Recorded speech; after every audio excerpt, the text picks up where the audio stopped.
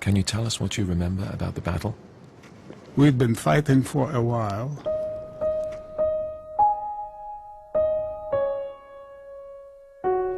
On the 7th day, we ran out of ammo. We had to scavenge all we could from the weapons that had been left behind. Do you remember where you were?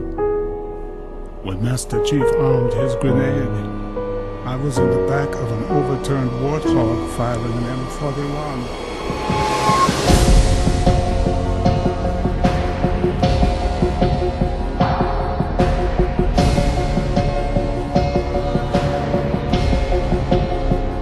I need a weapon.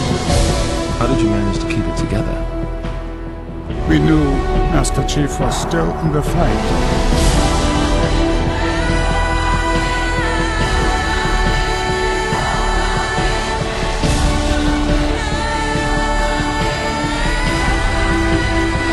He gave us hope.